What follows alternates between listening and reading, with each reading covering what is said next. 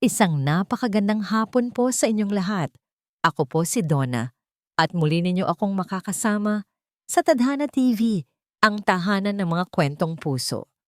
Sa buhay natin, may mga tanong na hindi natin kayang sagutin ng mabilis. May hangganan ba ang pagtitiwala? Paano kung ang mismong mga taong pinagkalooban mo ng buong-buo mong pagmamahal at utang na loob ang siyang magiging salamin ng iyong pinakamatinding takot? Ngayon, sisimulan natin ang kwento ng isang babaeng namatay para lang mabuhay muli. Huwag kang mag-alala, Alexa. Konting tiis na lang kapag kasal na kami. Lahat ng ito magiging atin. Ang boses na yon, malambing, puno ng pangako. Parang nanggagaling sa ilalim ng tubig, pero kilalang kilala niya. Paano kung magising siya, Julian? Paano kung maalala niya ang lahat? Ang pangalawang boses, balisa, nanginginig, ang boses ng matalik niyang kaibigan. Nananaginip ba si Celeste? Isang masamang panaginip? Idinilat niya ng bahagya ang kanyang mga mata, sapat lang para makita ang siwang ng liwanag. Puting pader, puting kumot, ang pamilyar na amoy ng antiseptic. Nasa ospital siya, at ang dalawang taong pinakamamahalaw niya sa buong mundo ay nakatayo sa tabi ng kanyang kama. Ang mundo ni Celeste ay gumuho sa isang iglap. Ang mga boses na dati musika sa kanyang pandinig ay naging tunog ng pagkawasak. Ang puso niya, na kanina lang ay payapang natutulog, ay biglang kumabog ng napakabilis. Tila isang kabayong gustong kumawala sa kanyang dibdib. Ang lalaking nangako sa kanya ng habambuhay. Si Julian, ang babaeng itinuring niyang kapatid. Si Alexa. Naalala niya ang pag-iyak ni Alexa sa balikat niya noong 1 taon, problemado sa bayarin sa universidad. Walang pag-aalinlangan, inako ni Celeste ang lahat. Huwag kang mag-alala, sabi niya noon. Pamilya tayo. Naalala niya ang mga pangarap na binuo nila ni Julian. Isang bahay sa tabi ng dagat, 3 anak, isang simpleng buhay na puno ng pagmamahal. Ngayon, ang lahat ng iyon ay parang mga piraso ng salamin na binasag sa sahig. Hindi siya magigising, sagot ni Julian, puno ng kumpiyansa. At kahit magising man siya, sinigurado ng doktor na magkakaroon siya ng amnesia. O kung hindi man, a vegetable. Hindi na siya makakapagsalita o makakagalaw. Isang malamig na bagay ang gumapang sa buong katawan ni Celeste. Higit pa sa takot, ito ay ang katotohanang sinadya ang lahat. Ang pagkawala ng preno sa kanyang sasakyan. Hindi yun aksidente. Bakit? Sigaw ng kanyang isip. Saan ako nagkamali? Naramdaman niya ang isang kamay na dumampi sa kanyang noo. Ang kamay ni Alexa. Ang parehong kamay na dati humahaplos sa kanyang likod kapag siya'y nalulungkot. Pero ngayon, malamig. Parang kamay ng estranghero. Kawawa naman si Celeste, bulong ni Alexa. Pero walang bahid ng awa sa kanyang boses. She was too kind, too trusting. Her kindness made her weak, git ni Julian. Kailangan nating sundin ang plano para kay Tita Elena. She wants everything settled before the end of the month. Tita Elena? Isang bagong piraso ng palaisipan. Isang pangalan na nagbigay ng karagdagang kilabot kay Celeste. Hindi. Huwag. Huwag kang gagalaw, Celeste. Huwag mong ipaalam na gising ka.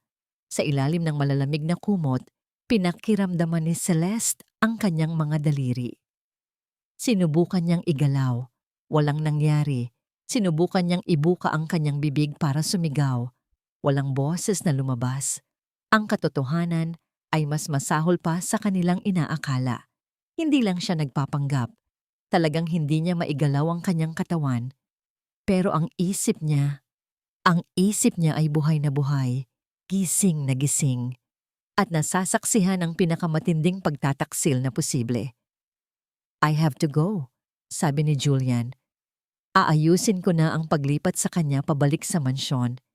It's better if we can monitor her closely. Good idea. Sa ngayon ni Alexa, ako na ang bahala sa mga gamit niya dito. Narinig ni Celeste ang mga yabag papalayo, ang pagsara ng pinto, at pagkatapos, katahimikan. Ngunit ang katahimikan ay mas nakakabingi. Dito, sa loob ng silid na ito, namatay ang dating Celeste, ang babaeng puno ng tiwala at pagmamahal. At mula sa kanyang abo, isang bagong Celeste ang isinilang, isang babaeng nakakulong sa sariling katawan, armado lamang ng isang lihim. Bago tuluyang umalis si Julian, bumalik ito sandali sa may pintuan. Alexa, I forgot to mention, sabi niya. Ang boses ay malapit na ulit. I already hired a private physical therapist, ang pinakamagaling. He will start tomorrow para masigurong alaga si Celeste. Napigil ni Celeste ang kanyang hininga. His name is Adrian, dagdag ni Julian. He will be with her 24/7. Hindi. Hindi iyon para sa paggaling niya. Iyon ay para sa pagbabantay sa kanya. Isang bantay, isang estranghero, isang bagong pares ng mata sa kanyang magiging kulungan. Ang mansyon ng mga Reyes ay hindi na isang tahanan. Isa na itong kulungan na gawa sa ginto. Bawat sulok na dati nagpapaalala kay Celeste ng masasayang alaala, kasama ang kanyang mga magulang, ay ngayoy tila mga aninong nagmamasid. Ang dating init ng pamilya ay napalitan ng nanunuot na lamig ng pag-iisa. Dinala siya pabalik sa kanyang kwarto, ang dati niyang santuwaryo. Ngayon, ito na ang selda niya. Nakaupo siya sa kanyang wheelchair sa tabi ng bintana, nakatingin sa hardin kung saan sila dati naglalaro ni Alexa noong mga bata pa sila.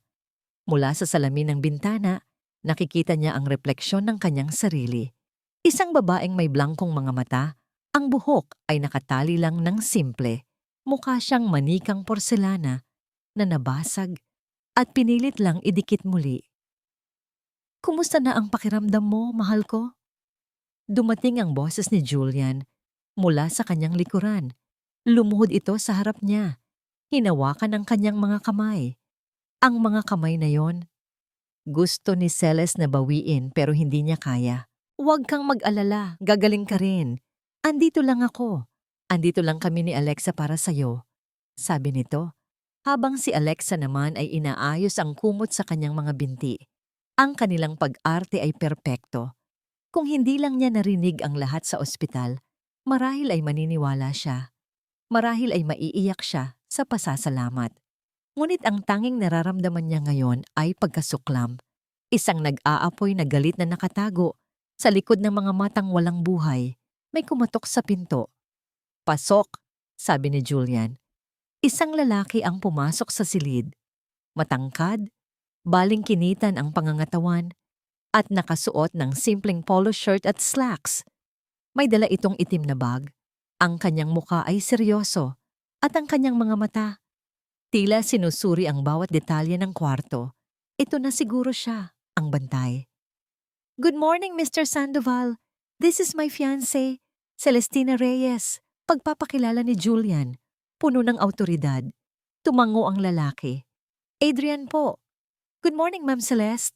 Tumingin si Adrian nang diretso sa mga mata ni Celeste. Walang awa, walang paghuhusga, tanging propesyonal na pagtatasa. Pakiramdam ni Celeste ay hinuhubaran siya, hindi ng damit, kundi ng kanyang mga lihim. Nag-iwas siya ng tingin. Well then, iiwan na namin kayo, sabi ni Julian. Alexa, tulungan mo akong ihanda ang tanghalian. Hinalikan niya si Celeste sa noo bago sila umalis. Isang halik na parang yelo sa balat ni Celeste. Nang silang dalawa na lang ang naiwan, ang katahimikan ay naging mabigat. Sinimulan ni Adrian ang kanyang trabaho. Kinuha niya ang vital signs ni Celeste. Sinuri ang kanyang medical chart. Hindi siya nagsasalita. Tanging ang tunog lang ng kanyang mga gamit at ang paghampas ng hangin sa mga kurtina ang maririnig. Pagkatapos, lumapit siya. Okay, Ma'am Celeste. Susubukan nating i-exercise ang inyong mga braso at binti. Huwag po kayong mag-alala. Ako po ang gagawa ng lahat. Dahan-dahan niyang itinaas ang braso ni Celeste. Ang kanyang mga kamay ay mainit at magaspang, kabaligtaran ng malalamig at makikinis na kamay ni Julian. May kuryenteng gumapang sa balat ni Celeste sa pagdampi nito. Isang pakiramdam na matagal na niyang hindi naramdaman. Isang koneksyon sa ibang tao na hindi peke. Habang ginagawa ni Adrian ang mga passive range of motion exercises, ang mga mata nito ay hindi umaalis sa mukha ni Celeste. Tila may hinahanap, isang senyales, isang kahit anong pahiwatig. Sabi sa chart, malaki daw po ang pinsala sa inyong brainstem. Naapektuhan ang inyong motor at speech functions. Sabi ni Adrian sa isang neutral na tono. Pero alam niyo po, minsan, ang mga pasyente nakakahanap ng paraan para makipag-usap.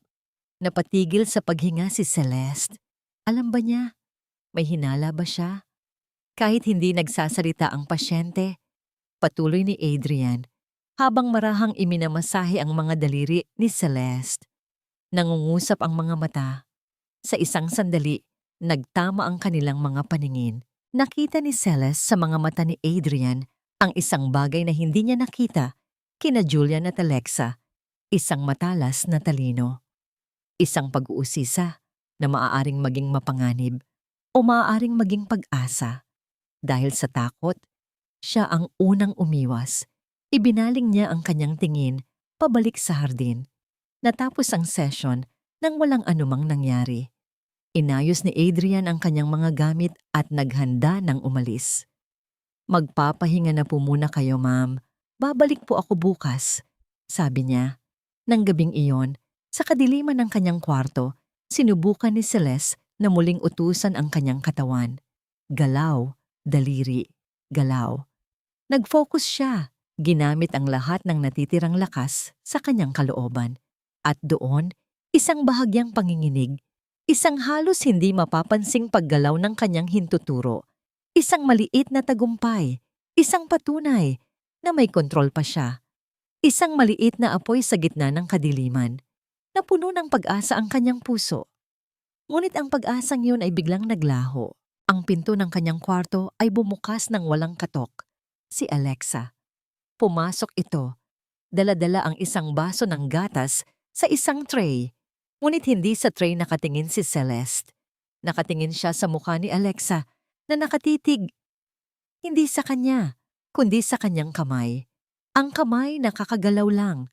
Nag-angat ng tingin si Alexa at ang kanilang mga mata ay muling nagtagpo. Sa mga mata ni Alexa nakita ni Celeste ang isang bagay na mas nakakatakot kaysa sa galit. Hinala. Isang malamig at matalim na hinala. Ang mga mata ni Alexa ay parang dalawang matulis na patalim, nakatutok sa kamay ni Celeste. Tumagal iyon ng ilang segundo lang, pero para kay Celeste, parang isang oras. Bawat tibok ng puso niya ay isang malakas na dagundong sa kanyang dibdib. Nahuli ba siya? Ito na ba ang katapusan? Ngumiti si Alexa. Isang ngangiting hindi umabot sa kanyang mga mata. Gatas mo bago ka matulog. Sabi niya, inilapag ang tray sa bedside table para makatulog ka ng mahimbing. Kinilabutan si Celeste sa sinabi nito. Anong ibig sabihin ng mahimbing? Kinuha ni Alexa ang kamay ni Celeste, ang parehong kamay na gumalaw kanina. Nanlalamig ka, sabi ni Alexa, habang hinihimas ito. Don't worry, Celeste. Nandito lang ako. Babantayan kita. Ang bawat salita ay parang isang banta. Pinilit ni Celeste na panatilihing blanko ang kanyang mukha. Walang emosyon, walang takot. Isa siyang manika. Isang magandang porselanang manika na walang pakiramdam. Iyon ang tanging paraan para mabuhay. Umalis si Alexa. Isinara ang pinto ng marahan. Naiwan si Celeste sa dilim. Ang puso niya ay ayaw pa ring tumigil sa mabilis na pagtibok. Hindi siya nakatulog ng gabing iyon.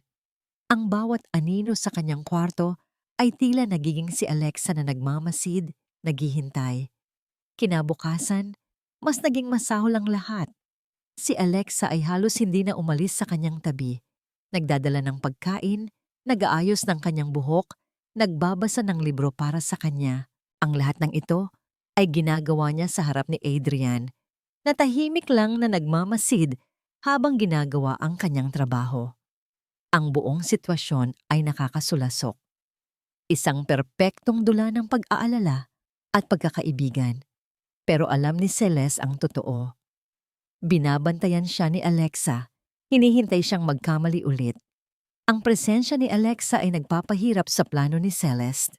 Paano siya makikipag-ugnayan kay Adrian kung may isang buwitreng laging nakabantay? Ngunit sa gitna ng pag-aalala, napansin ni Celeste ang isang bagay. Si Adrian, tila hindi siya apektado sa matamis na pag-arte ni Alexa. Ang kanyang mga mata ay nanatiling propesyonal, nakatuon sa kanyang trabaho. Ngunit paminsan-minsan, kapag hindi nakatingin si Alexa, sumusulyap siya kay Celeste. Isang mabilis na sulyap lang, pero sapat na. Tila sinasabi nito, nakikita ko, alam ko. Doon nagkaroon ng lakas ng loob si Celeste. Kailangan niyang sumugal. Hapon na. Si Alexa ay kinailangang umalis sandali para sagutin ang isang tawag mula kay Julian. Ito na ang pagkakataon niya. Ilang minuto lang ito. Kasalukuyang ina-exercise ni Adrian ang kanyang kaliwang kamay. Ang kamay na hindi gumalaw. Okay, Ma'am Celeste. Relax lang po. Sabi ni Adrian sa kanyang karaniwang mahinahong boses. Hindi. Hindi ngayon ang oras para mag-relax. Inipon ni Celeste ang lahat ng kanyang natitirang lakas. Ang lahat ng kanyang galit, takot, at pag-asa. Itinuon niya ang lahat ng iyon sa dulo ng kanyang mga daliri sa kanang kamay. Ang kamay na malapit sa katawan ni Adrian. Ngayon na, habang abala si Adrian sa kaliwang kamay, dahan-dahan niyang sinara ang kanyang kanang palad at sa isang iglap, habang nakatalikod si Alexa sa may bintana, sinunggaban niya ang laylayan ng polo shirt ni Adrian. Hindi ito isang malakas na paghawak. Isa lang itong bahagyang pagpisil, mahina, desperado. Naramdaman ito ni Adrian. Natigilan siya. Isang bahagyang pagtigil sa kanyang paggalaw na hindi mapapansin ng iba. Pero para kay Celeste, iyon ay isang malinaw na tugon. Hindi siya lumingon, hindi siya nagulat. Ipinagpatuloy lang niya ang pag-eehersisyo sa kaliwang braso ni Celeste na para bang walang nangyari. Pero bago binitawan ni Celeste ang kanyang polo, naramdaman niyang bahagyang gumalaw ang katawan ni Adrian palapit sa kanya, isang senyales na nakuha niya ang mensahe. Bumalik si Alexa sa silid, tapos na sa kanyang tawag. Everything okay here? Tanong niya. Ang mga mata ay pabalik-balik kina Celeste at Adrian. Yes, ma'am. Sagot ni Adrian. Hindi inaalis ang tingin sa braso ni Celeste. Malaki ang naitutulong ng therapy. Nakikita kong nagre-relax na ang kanyang mga muscles. Tumango si Alexa. Tila kontento na sa sagot. Nang matapos ang session, nagpaalam si Adrian. Gaya ng dati. Ngunit bago siya tuluyang umalis, may ginawa siyang kakaiba. Lumapit siya sa wheelchair ni Celeste para ayusin daw ang unan sa likod nito. Para mas maging komportable po kayo, sabi niya. Ang kanyang katawan ay nagsilbing panakip mula sa paningin ni Alexa na nasa may pinto. Sa mabilis na pagkakataong iyon, naramdaman ni Celeste ang isang bagay na maliit at matigas na idinulas sa ilalim ng kanyang hita. Sa pagitan niya at ng upuan ng wheelchair, isang bagay na parang ballpen at isang maliit na piraso ng papel na nakatupi. Ang puso ni Celeste ay halos lumabas sa kanyang dibdib. Isang kasabwat. Mayroon na siyang kasabwat. Biglang bumukas ang pinto ng malakas. Isang matandang babae, mga nasa edad 60, ang pumasok. Nakasuot ito ng mamahaling bestida. Ang buhok ay perpektong nakaayos at ang kanyang mukha ay puno ng awtoridad at paghamak. Sa likod niya ay isang lalaking nakasalamin at may dalang briefcase, isang abogado. Tita Elena, bati ni Alexa. Halatang nagulat. Ito pala si Tita Elena, ang babaeng nasa likod ng lahat. Hindi pinansin ni Tita Elena si Alexa. Ang kanyang matatalim na mata ay direktang tumama kay Celeste. Sinusuri siya mula ulo hanggang paa na parang isa lamang bagay. So, this is her state. Sabi ni Tita Elena, ang boses ay kasing lamig ng yelo. Tumingin siya kay Adrian. At sino ka? Adrian Sandoval po. Physical therapist ni Ma'am Celeste. Magalang na sagot ni Adrian. Tinaasan siya ng kilay ni Tita Elena. I see. Julian hired you. Tumingin siya sa abogado. Attorney, I want a full report on her condition. I want to know if she is still competent to make decisions for her own estate. Naintindihan ni Celeste ang lahat. Hindi sila makapaghintay. Gusto na nilang makuha ang guardianship, ang control sa lahat ng ari-arian niya. Ang atensyon ni Tita Elena ay bumalik kay Adrian na nakatayo pa rin sa tabi ng pinto, naghahanda ng umalis. At ikaw, sabi niya, bakit parang ang tagal ng session mo ngayon? Anong ginawa ninyo? Ang tanong ay parang isang bitag, isang pagsubok. Naramdaman ni Celeste ang paninikip ng kanyang dibdib. Napatingin siya kay Adrian. Ang kanyang kalayaan at marahil pati ang kanyang buhay ay nakasalalay sa isasagot ng lalaking ito. Ang lahat ng mata sa silid ay nakatuon kay Adrian. Ang hangin ay mabigat sa pag-aabang. Naramdaman ni Celeste ang butil ng pawis na namumuo sa kanyang sentido. Isang maling salita lang mula kay Adrian at tapos na ang lahat. Ngumiti si Adrian. Isang kalmado at profesional na ngiti. Medyo tumagal po kami, ma'am. Sagot niya kay Tita Elena. Ang boses ay matatag at walang bakas ng kaba. Ngayon po kasi ang scheduled assessment ko para sa progress ni Ma'am Celeste. I was conducting a series of tests to check her muscle reflexes and joint mobility. Standard procedure po. Kung gusto niyo po, pwede kong i-forward sa inyo ang kopya ng aking report. Ang kanyang sagot ay perpekto. Puno ng technical terms, puno ng kumpiyansa. Walang butas. Nawala ang pagdududa sa mukha ni Tita Elena. Napalitan ng pagkainip.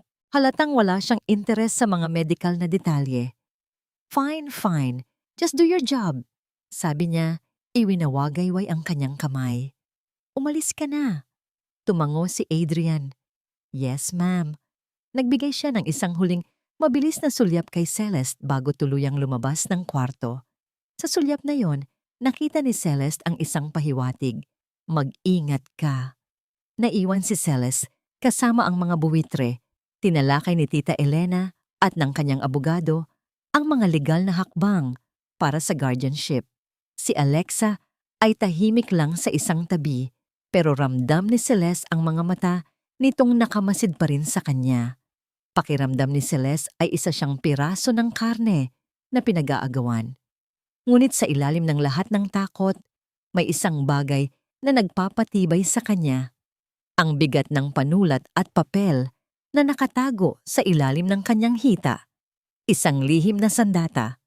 Gabi. Ang mansyon ay tahimik na.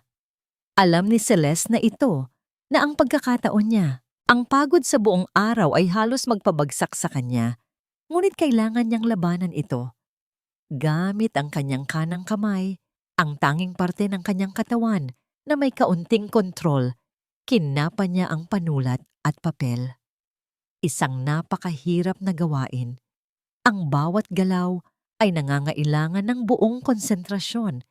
Ang kanyang mga daliri ay naninigas at nangangalay. Paulit-ulit niyang nabibitawan ang panulat, pero hindi siya sumuko. Isinandal niya ang maliit na papel sa matigas na bahagi ng kanyang wheelchair. Ginamit niya ang bigat ng kanyang buong braso para lang maidikit ang dulo ng panulat sa papel. Hindi siya makapagsulat ng pangungusap. Imposible. Pero isang salita, kaya niya. Isang salita na magsasabi ng lahat. Nanginig ang kanyang kamay. Ang mga letra ay halos hindi mabasa, parang sulat ng isang bata. Ngunit pagkatapos ng halos isang oras, nagawa niya. T-U-L-O-N-G tulong. Itinago niya ang papel sa ilalim ng unan ng wheelchair at hinintay ang pagdating ng umaga. Dumating si Adrian kinabukasan na may dalang bagong exercise equipment. Si Alexa, gaya ng dati, ay naroon din. Kailangan ni Celeste ng paraan para maibigay ang papel nang hindi ito napapansin. Sa kalagitnaan ng session, habang tinutulungan siya ni Adrian na tumayo ng bahagya, gamit ang isang support frame, sinadya ni Celeste na mawalan ng balanse. "Ma'am!" Sigaw ni Adrian, mabilis siyang sinalo. Sa pagkakataong yon, habang ang atensyon ni Alexa ay nasa biglaang pangyayari, idinulas ni Celeste ang nakatuping papel mula sa kanyang kamay papunta sa palad ni Adrian. Naramdaman ito ni Adrian. Mabilis niyang isinara ang kanyang palad. Ikinuyom ang papel habang maingat na inaalalayan, pabalik si Celeste sa wheelchair. "Okay lang po ba kayo, Ma'am Celeste?" Tanong ni Adrian. Ang kanyang boses ay nag-aalala. Ngunit alam ni Celeste na ito ay bahagi ng palabas. "Anong nangyari?" Tanong ni Alexa. Lumapit. Bigla lang pong nanghina ang kanyang mga tuhod. Normal po iyan sa kanyang kondisyon. Paliwanag ni Adrian. "Kailangan lang nating maging mas maingat." Naniwala si Alexa. Nang matapos ang araw, alam ni Celeste na ang bola ay nasa kamay na ni Adrian. Magtitiwala ba siya sa isang salita na halos hindi mabasa? O iisipin niyang guni-guni lang niya ang lahat? Kinabukasan, ang sagot ay dumating. Gaya ng dati, sinimula ni Adrian ang session. Ngunit sa pagkakataong ito, habang inaayos niya ang kumot sa mga binti ni Celeste, may ibinulong siya. Napakabilis at napakahina, halos isang hangin lang. "Bukas, kapag umalis si Alexa, bintana." Iyon lang. At pagkatapos ay bumalik na siya sa kanyang profesional na pag-uugali. Isang lihim na kasunduan, isang plano, ngunit ang pag-asa ni Celeste ay agad na napalitan ng bagong panganib. Pumasok si Julian sa kwarto, may ngiti sa kanyang mga labi. "Mahal ko," sabi niya. Lumuhod sa harap ni Celeste. "May maganda akong balita. Nakausap ko na ang wedding planner. Dahil sa kondisyon mo, we need to do it as soon as possible. Ayaw na nating patagalin pa." Hinawakan niya ang kamay ni Celeste. "We're getting married in 2 weeks. 2 linggo. Iyon na lang ang natitirang panahon niya. Isang karera laban sa oras. Ang kasal na dati niyang pinangarap ay siya na ngayong hatol ng kamatayan. 2 linggo, 14 na araw. Bawat oras na lumilipas ay parang isang butil ng buhangin na nahuhulog sa isang hourglass, papalapit sa kanyang katapusan. Ang anunsyo ni Julian ay isang bombang sumabog sa tahimik na digmaan ni Celeste. Kailangan nilang kumilos, at kailangan nilang kumilos ngayon. Ang unang hakbang, kailangan nila ng komunikasyon. Ang pagsusulat sa papel ay masyadong mapanganib at mabagal. Kailangan nila ng access sa teknolohiya. Kailangan ni Celeste ang kanyang lumang cellphone. Ang problema? Ang cellphone niya ay nasa poder ni Alexa. Dala-dala niya ito sa kanyang shoulder bag na para bang isa itong tropeo. Sabi niya, "Para kung may importanteng tumawag, masasagot ko para sa'yo." Isa na namang kasinungalingan. Ang totoo, binabantayan nito ang bawat text at tawag. Tinitiyak na walang sino man mula sa labas ang makakatuklas ng katotohanan. Kinabukasan, isinagawa nila ang plano. Ang signal ay ang pag-ubo ni Celeste. Isang maliit, pinipilit na ubo. Narinig ito ni Adrian. Oras na. Kasalukuyan silang nasa sala. Si Alexa ay nagbabasa ng isang fashion magazine sa sofa. Ang kanyang bag ay nasa tabi lang niya. Si Celeste ay nasa kanyang wheelchair. At si Adrian ay naghahanda ng isang baso ng tubig. "Ma'am Alexa," sabi ni Adrian sa isang nag-aalalang tono. Medyo masama yata ang paghinga ni Ma'am Celeste. Pwede po bang pakiabot ng gamot niya sa taas? Yung nasa kulay asul na bote sa kanyang medicine cabinet. Nag-angat ng tingin si Alexa, halatang nayayamot sa abala. "Hindi ba't trabaho mo yan?" "Naghahanda po kasi ako ng tubig para sa kanya. Baka po mabilaukan siya kung iiwan ko." Paliwanag ni Adrian. Ang kanyang mukha ay seryoso. Importante po na mainom niya agad pagkatapos. Nagbuntong hininga si Alexa. Padabog niyang inilapag ang magazine at tumayo. Fine, ako na. Huwag kang aalis sa tabi niya. Utos nito bago nagmamadaling umakyat sa hagdanan. Ito na ang pagkakataon. Mayroon lang silang siguro 1 minuto.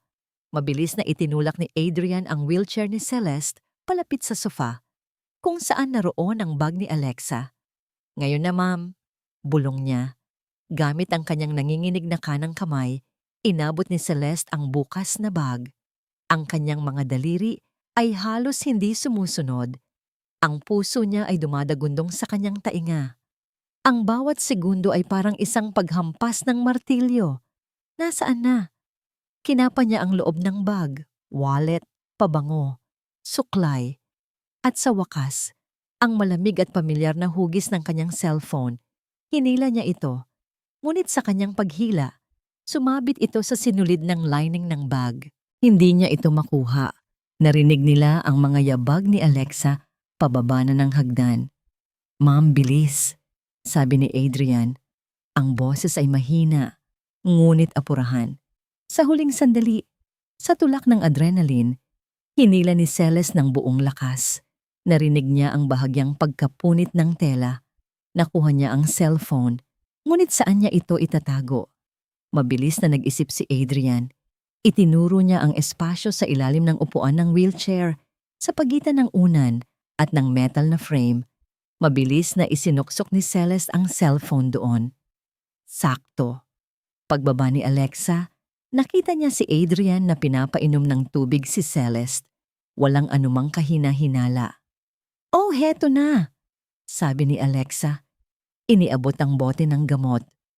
Salamat po, ma'am, sabi ni Adrian. Mabuti na po ang pakiramdam niya ngayon. Sa natitirang bahagi ng araw, pakiramdam ni Celeste ay nakaupo siya sa ibabaw ng isang bomba. Ang bigat ng cellphone sa ilalim niya ay isang paalala ng kanilang munting tagumpay at ng panganib na dala nito. Bawat sulyap ni Alexa sa kanya ay parang isang kutsilyo. Nang gabing iyon, sa kaligtasan ng kanyang nakakandadong silid, nakuha niya ang cellphone. Halos wala na itong baterya. Mabilis niya itong binuksan. Ang kanyang mga daliri ay hirap na hirap mag-navigate sa touchscreen. Ngunit nagawa niyang buksan ang kanyang voicemail. May isang mensahe na hindi pa niya napapakinggan. Ang nagpadala, Papa, ang petsa, ang araw ng pagkamatay ng kanyang mga magulang. Nanginig ang kamay ni Celeste habang pinipindot niya ang play. Ang boses ng kanyang ama, ang pumuno sa tahimik na silid. Ngunit hindi ito ang masayahin at malakas na boses na kanyang naaalala. Ito ay isang boses na puno ng takot. Celeste, anak, makinig ka. Huwag kang magtitiwala sa pamilya ni Julian. Lalo na, Elena, may mga dokumento. Sa sanktuaryo. Hanapin mo. Pakiusap. At pagkatapos, isang malakas na kalabog at ang tawag ay naputol. Bago pa man maproseso ni Celeste ang narinig, namatay ang cellphone, ubos na ang baterya. Naiwan siyang nakatitig sa itim na screen. Ang mga huling salita ng kanyang ama ay umuulit-ulit sa kanyang isipan. Ang aksidente ng kanyang mga magulang. Hindi rin pala yun aksidente. Biglang bumukas ang pinto. Si Julian, may dalang charger. Nakita ko sa kotse mo, mahal. Baka kailanganin mo, sabi niya. May kakaibang ngiti sa labi. At sa likod niya, si Tita Elena. Ang kanyang mga mata ay nakatitig hindi sa cellphone, kundi sa wheelchair ni Celeste. Julian, iho, sabi ni Tita Elena. Ang boses ay kalmado, ngunit may diin. I think it's time to have this wheelchair checked. Para sa kaligtasan ni Celeste, of course. Baka may mga tornilyo ng maluwag. Ang bawat salita ni Tita Elena ay parang isang hatol. Ang wheelchair. Ang tanging lugar kung saan ligtas ang cellphone. Ang tanging koneksyon ni Celeste sa katotohanan. Naramdaman ni Celeste na nanuyo ang kanyang lalamunan. Ang kanyang mga mata ay napako sa mukha ni Tita Elena. Naghahanap ng anumang pahiwatig. Alam ba niya? O nagkataon lang ba? Bago pa man makasagot si Julian, mabilis na kumilos si Adrian, nakadarating lang para simulan ng huling session ng araw. Magandang ideya po iyan, Ma'am Elena, sabi ni Adrian, lumapit sa wheelchair na may ngiting professional. Actually, kanina ko pa nga po napapansin, medyo kumakabig po pa ka na ng gulong. Mahirap pong i-maneuver. Sadyang sinipa niya ng bahagya ang isang gulong. Ayan po oh, mukhang kailangan na pong i-realign. Kung gusto niyo po, ako na po ang tatawag sa supplier bukas para maipa-check. For safety reasons po, hindi po natin pwedeng gamitin ito pansamantala. Ang kanyang paliwanag ay mabilis, lohikal, at puno ng pekeng pag-aalala. Siya ang unang nagsabi na may problema, kaya nawala ang anumang hinala na may itinatago sila. Nawala ang pagkakunot ng noo ni Tita Elena. Gawin mo ang dapat mong gawin, sabi niya kay Adrian. Pagkatapos ay bumaling siya kay Celeste. Huwag kang mag-alala, Apo. Inaalagaan ka naming mabuti. Ang salitang Apo ay parang lason sa pandinig ni Celeste. Umalis si Tita Elena kasama si Julian na iniwan ang charger sa ibabaw ng mesa. Nang sila na lang ni Adrian ang naiwan, huminga ito ng malalim. That was close, bulong niya. Mabilis niyang kinuha ang cellphone mula sa ilalim ng wheelchair at inabot kay Celeste kasama ang charger. Itago niyo po muna yan. Bukas, magdadala ako ng bagong wheelchair, yung luma mula sa clinic. Sasabihin kong service unit habang inaayos ito. Tumango si Celeste, isang maliit na paggalaw ng pasasalamat. Nang gabing iyon, habang nakacharge ang cellphone, paulit-ulit na pinakinggan ni Celeste ang huling mensahe ng kanyang ama. Sanctuaryo, ang sanctuaryo, ang lumang library at opisina ng kanyang ama sa bahay bakasyunan nila sa Tagaytay. Iyon ang lugar kung saan nagkukulong ang kanyang ama kapag may malalaking desisyon siyang ginagawa. Iyon ang kanyang sagradong lugar, puno yon ng mga libro, mga lumang dokumento at mga alaala. At ayon sa kanyang ama, naroon ang katotohanan. Ang pamilya ni Julian, si Tita Elena, hindi lang pala ang kayamanan niya ang habol ng mga ito. Ang ugat ng kasamaan ay mas malalim pa. May kinalaman ito sa pagkamatay ng kanyang mga magulang. Ang sakit na naramdaman ni Celeste ay dumoble. Hindi na lang ito pagtataksil ng kasintahan at kaibigan. Ito ay isang krimen na sumira sa buong pamilya niya. Ang kanyang paghihiganti ay hindi na lang para sa sarili niya. Para na rin ito sa pagbibigay ng hustisya sa kanyang mga magulang. Kinabukasan, gaya ng ipinangako, dumating si Adrian na may dalang ibang wheelchair, walang naghinala. Sa mga sumunod na araw, ang kanilang sistema ay naging mas pulido. Habang nagkukunwaring nagte-therapy, nagpapalitan sila ng impormasyon. Si Adrian ang kanyang mga mata at tainga sa labas, habang si Celeste naman ang nagbibigay ng mga detalye tungkol sa pamilya at sa mansyon. Isang hapon, habang nagpapahangin sila sa hardin, ikinuwento ni Adrian ang kanyang mga natuklasan. Sinubukan kong mag-research tungkol sa sanktuaryo. Bulong niya habang nagkukunwaring inaayos ang paa ni Celeste. Ang property ay nakapangalan pa rin sa pamilya niyo, pero ang access, mahigpit. Si Tita Elena ang may hawak ng lahat ng susi sa mga properties ninyo bilang temporary executor ng estate. Isang pader na naman. Pero, dagdag ni Adrian, may isa pang paraan. May inilabas siyang isang lumang litrato mula sa kanyang wallet. Isang litrato ng isang lalaki na nakangiti. Katabi ang isang batang Adrian.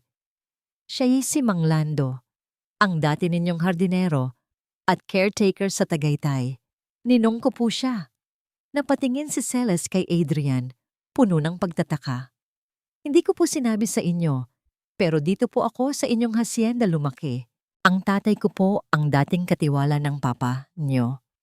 Maliit pa lang po ako, kilala ko na kayo. Bago kami umalis.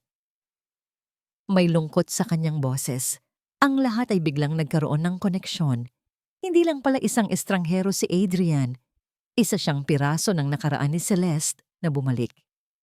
Kinausap ko si Ninong Lando, patuloy niya. Mayroon siyang duplicate ng mga susi. At alam niya ang sikretong daanan papasok sa library na si Papa niyo lang ang nakakaalam. Pwede niya akong ipasok. Isang sinag ng pag-asa, isang malaking pag-asa. Ngunit ang pag-asang yon ay biglang nabalot ng anino. Mula sa bintana ng mansyon, nakita nila si Tita Elena na nakatingin sa kanila. Malamig, mapagmasid, at may kausap sa telepono. Pagkatapos ng ilang sandali, lumabas si Julian. Ang mukha ay seryoso. Adrian, sabi ni Julian, may pagbabago ng plano. Tita Elena wants to spend more time with Celeste para makabawi daw sa mga nawalang sandali. She will be moving in. Dito na siya titira until the wedding day. Ang kulungan ni Celeste ay lalong sumikip. Ang bantay ay hindi na lang si Alexa o si Julian. Ang pinuno ng mga ahas ay nasa loob na mismo ng lungga. Ang mansyon ay naging isang kaharian ng yelo mula nang lumipat si Tita Elena. Ang bawat kilos ay binabantayan.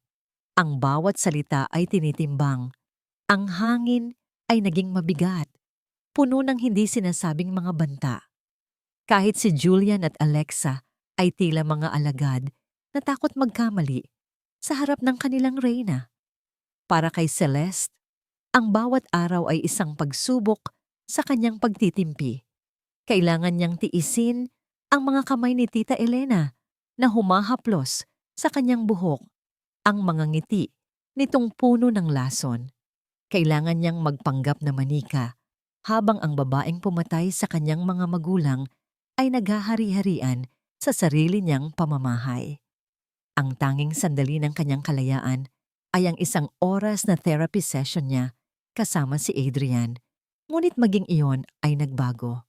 Madalas, si Tita Elena ay uupo sa isang silya sa sulok ng silid, nagbabasa ng libro, ngunit alam ni Celeste na ang kanyang mga tainga at mata ay nakatuon sa kanila. Wala silang pagkakataong makapag-usap. Ang plano para sa sanktuaryo ay kinailangan nilang isantabi. Ang pag-asa ay unti-unting nauubos, napapalitan ng pader ng pagkainip. Isang hapon, milagrong naganap. Tumawag ang abogado ni Tita Elena at kinailangan niyang umalis para sa isang importanteng pulong. Si Julian ay may sariling lakad at si Alexa naman ay inutusan ni Tita Elena na bumili ng kung ano-anong luho nito sa syudad. Sa unang pagkakataon, sa loob ng isang linggo, solong-solo ni Adrian si Celeste. Kailangan nating samantalahin ito, sabi agad ni Adrian. Hindi tayo pwedeng mag-usap dito sa loob. May mga mata at tainga kahit saan. Ipinagpaalam niya sa mga kasambahay na magpapahangin sila ni Celeste sa hardin. Walang tumutol. Sa ilalim ng isang malaking puno ng mangga, sa pinakaliblib na bahagi ng hardin, sila huminto. Ito ang lugar kung saan madalas magbasa ng libro ang ina ni Celeste. Dito, pakiramdam niya ay ligtas siya. Hindi sila nagsalita tungkol sa plano. Sa halip ginawa ni Adrian ang isang bagay na hindi inaasahan ni Celeste. Pumitas siya ng isang maliit na bulaklak ng sampagita mula sa halaman na gumagapang sa pader at maingat na isinabit ito sa braso ng wheelchair ni Celeste. Ang matamis na halimuyak ng bulaklak ay pumuno sa hangin. Paborito po ito ng nanay ko, sabi ni Adrian. Ang kanyang boses ay mahina at puno ng damdamin. Maliit pa lang ako, tinuruan na niya akong gumawa ng kwintas ng sampagwita. Binibenta namin sa simbahan tuwing linggo. Tumingin siya kay Celeste at sa unang pagkakataon, ang kanyang mga mata ay hindi mata ng isang therapist o kasabwat. Ito ay mga mata ng isang lalaking nagbubukas ng kanyang puso. May maliit lang akong pangarap, Ma'am Celeste. Pagpapatuloy niya, ang makapagpatayo ng sarili kong physical therapy clinic sa probinsya namin. Isang maliit lang para matulungan ko yung mga kababayan ko na walang kakayahang magpagamot sa Maynila. Ayokong yumaman. Gusto ko lang makatulong. Sa sandaling iyon, nakalimutan ni Celeste ang paghihiganti. Nakalimutan niya ang takot at ang galit. Ang tanging nakikita niya ay ang sinseridad sa mga mata ni Adrian. Isang simpleng kabutihan na matagal na niyang hindi nakikita sa mundo niya. Naramdaman niya ang pagnanais na abutin ito, na hawakan, gamit ang unti-unting bumabalik na lakas sa kanyang leeg. Marahan niyang iginalaw ang kanyang ulo. Maingat, dahan-dahan, hanggang ang kanyang pisngi ay dumampi sa malambot na talulot ng sampagita. Iyon ang kanyang paraan ng pagsasabi, naiintindihan kita at hinahangaan kita. Nakita ni Adrian ang ginawa niya. Isang maliit na ngiti ang sumilay sa kanyang mga labi. Ang nangiting iyon ay parang sikat ng araw sa maulap na mundo ni Celeste. Ang sandaling iyon ng kapayapaan ay biglang nabasag. Adrian, nandito ka lang pala. Isang pamilyar na boses. Si Mang Lando, ang hardinero, papalapit sa kanila. May dalang pandilig. Ngumiti ito nang malapad kay Adrian. Abay, kay tagal nating hindi nagkita, iho. Ang laki mo na. Kamusta na ang tatay mo? Mabuti naman po, Ninong. Sagot ni Adrian. Halatang nabigla. Nanlaki ang mga mata ni Celeste. Si Mang Lando, ang kanilang susi. Narito lang pala. Nako, itong si Ma'am Celeste. Sabi ni Mang Lando, bumaling kay Celeste na may awa sa mga mata. Naaalala ko pa to nung paslit pa lang. Napakalikot. Ngayon, tingnan mo naman. Hay, ang buhay talaga. Ang kanilang pag-uusap ay parang isang ordinaryong kumustahan. Ngunit alam ni Celeste ang panganib. Sino man ay maaaring makarinig. At mayroon nga. Mula sa bintana ng library sa ikalawang palapag, nakita ni Celeste si Julian. Nakatayo ito roon, nakatingin sa kanila. Ang kanyang mukha ay hindi mabasa, ngunit ang kanyang mga mata ay nanlilisik sa galit. Kitang-kita niya ang pag-uusap ni na Adrian at Mang Lando. Kitang-kita niya ang bulaklak ng sampagita at kitang-kita niya ang ngiti sa mukha ni Adrian. Dahan-dahang lumabas si Julian mula sa mansyon at naglakad palapit sa kanila. Bawat hakbang niya ay mabigat. Bawat hakbang ay may kasamang banta. Huminto siya sa harap nilang tatlo. Hindi niya pinansin si Mang Lando. Hindi niya pinansin si Celeste. Ang kanyang mga mata ay nakapako kay Adrian. Tapos na ang session, sabi ni Julian. Ang boses ay malamig at walang emosyon. Salamat sa serbisyo mo, Adrian. Simula bukas, hindi ka na kailangan dito. Ang mga salita ni Julian ay parang isang pader na biglang humarang sa daan ni Celeste. Hindi ka na kailangan dito. Hindi maaari. Si Adrian ang kanyang pag-asa. Ang kanyang mga kamay, paa at boses. Kung mawawala si Adrian, mag-isa na lang ulit siya sa dilim. Mas masahol pa dahil ngayon, alam na ng mga kaaway niya na may kakampi siya. Mawawala si Adrian at pagkatapos, ano ang isusunod nila? Si Mang Lando? At sa huli, siya? Gumuho ang mundo ni Celeste. Ang lahat ng pinaghirapan nila ay biglang naglaho na parang bula. Pero Sir Julian, subukang magpaliwanag ni Adrian. Ang therapy po ni Ma'am Celeste, kailangan pong tuloy-tuloy. Makakasama po sa kanya kung biglang hihinto. Huwag kang mag-alala, sagot ni Julian. Ang mga mata ay nanlilisik pa rin kay Adrian. Kukuha ako ng bago. Isang mas magaling. O baka isang team pa ng mga therapist. Pera lang yan. Pera. Palagi na lang pera. Iyon ang solusyon niya sa lahat ng bagay. Umalis ka na, utos ni Julian kay Adrian. Walang nagawa si Adrian kundi tumango. Tumingin siya kay Celeste, isang tingin na puno ng pag-aalala at panghihinayang. Pagkatapos ay tumalikod na ito at nagsimulang maglakad palayo. Bawat hakbang ni Adrian palayo ay parang isang suntok sa dibdib ni Celeste. Hindi. Huwag. Bumalik ka. Gusto niyang sumigaw, ngunit walang boses na lumalabas. Gusto niyang tumakbo para habulin ito, Ngunit ang kanyang mga paa ay walang buhay. Isang alon ng purong desperasyon ang bumalot sa kanya. Kung hindi niya kayang gamitin ang kanyang boses o ang kanyang mga paa, gagamitin niya ang tanging natitira sa kanya, ang kanyang sakit, ang kanyang kahinaan. Gagamitin niya itong sandata. Habang itinutulak ni Julian ang kanyang wheelchair pabalik sa mansyon, ginawa ni Celeste ang isang bagay na nangangailangan ng lahat ng kanyang tapang. Inipon niya ang kanyang lakas at sa isang biglaang paggalaw, ibinagsak niya ang kanyang sarili mula sa wheelchair. Bumagsak siya sa damuhan.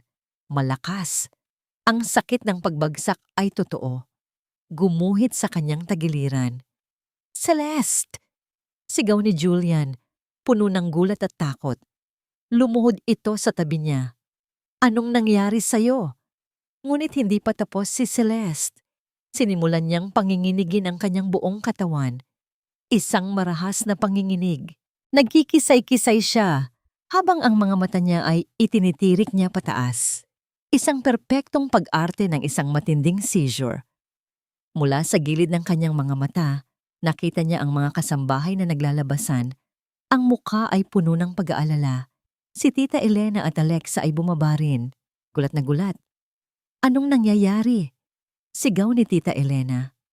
Tumawag kayo ng ambulansya, utos ni Alexa. Sa gitna ng kaguluhan, isang tao lang ang sumisigaw sa isip ni Celeste.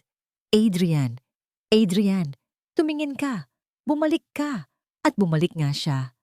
Narinig ni Adrian ang sigawan at mabilis na tumakbo pabalik.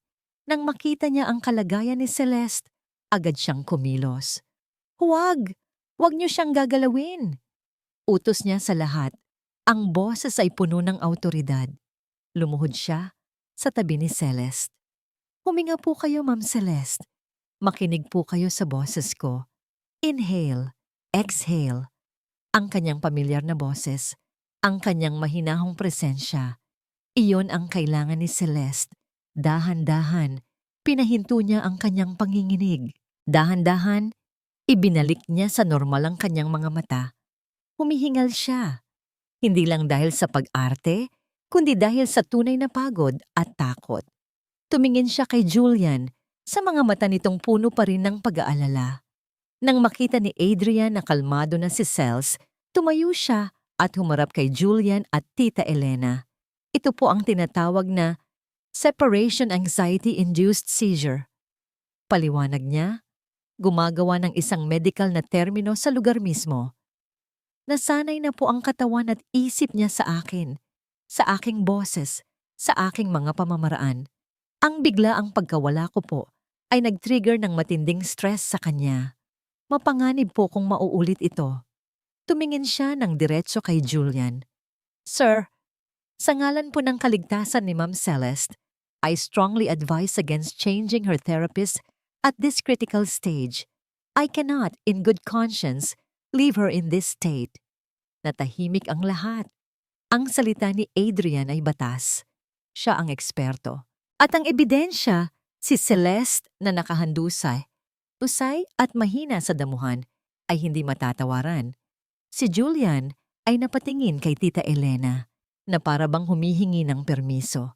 Nakita ni Celeste ang bahagyang pagtango ng matanda. Bumuntong hininga si Julian. Talo siya. Sige, sabi niya. Ang boses ay puno ng pagkainis. Manatili ka, pero sa susunod na may makita akong kahina-hinala. Ako mismo ang magpapalayas sa'yo. Tinulungan ni Adrian na buhatin pabalik si Celeste sa kanyang wheelchair. Ang mga braso nito sa kanyang likod ay matatag at mainit. Isang tahimik na mensahe ng tagumpay. Nang makabalik sila sa loob ng silid at silang dalawa na lang ang naiwan, hinawakan ni Adrian ang kamay ni Celeste, hindi para sa therapy, kundi para bigyan ito ng lakas. Ang kanyang mga mata ay puno ng paghanga. Ang galing mo, bulong niya. Ngunit sa likod ng pinto, hindi nila alam na may isang taong nakikinig. Si Tita Elena. Hindi siya tuluyang naniwala sa palabas. Lumakad siya palayo. Kinuha ang kanyang telepono at nagdial. "Hello," sabi niya sa kabilang linya. "Magkano ang singil mo para mag-install ng high-quality listening devices? Kailangan ko sa lalong madaling panahon." Kasabay nito, sa loob ng silid, habang inaayos ni Adrian ang kumot ni Celeste, may naramdaman siyang maliit na bukol sa ilalim ng unan ng wheelchair. Kinapa niya ito. Isang maliit, itim, at bilog na bagay. Isang microphone. Hindi pala sila nag-iisa kanina pa.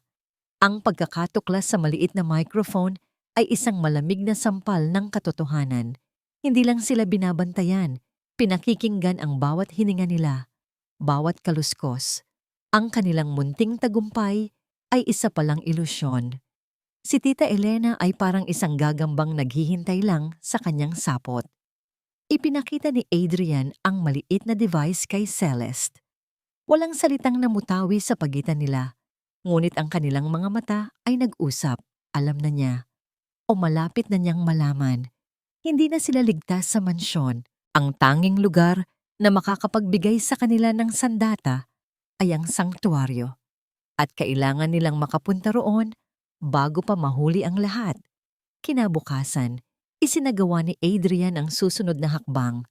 Nagpaalam siya kay Julian at Tita Elena na kailangan niyang umuwi ng probinsya sa loob ng isang araw. "Family emergency," sabi niya. Ang mukha ay puno ng sinseridad. "Nagkasakit po ang nanay ko, pero babalik din po ako agad kinabukasan para hindi maantala ang therapy ni Ma'am Celeste."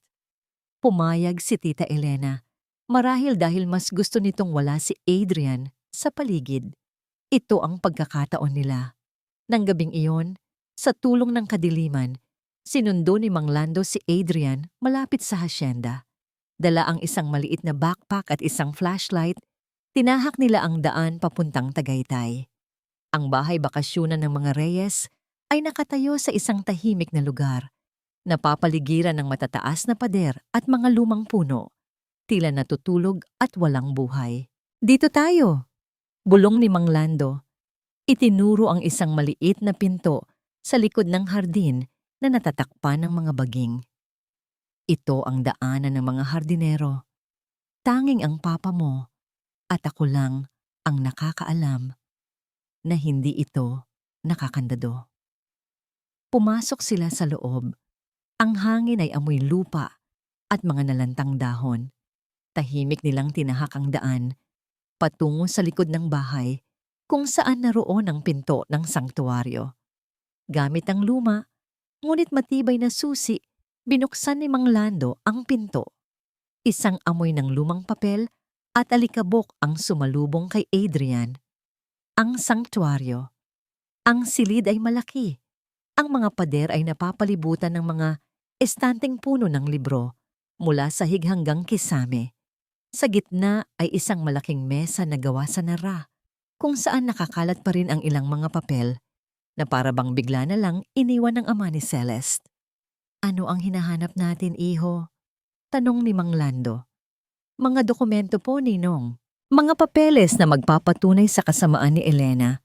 Sagot ni Adrian, sinindihan ng kanyang flashlight. Nagsimula silang maghanap. Binuklat nila ang bawat libro, sinuri ang bawat drawer, ngunit wala silang makitang kakaiba.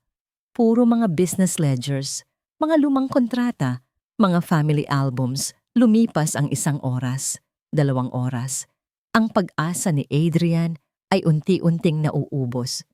"Baka naman wala dito," sabi ni Mang Lando, nag-aalala.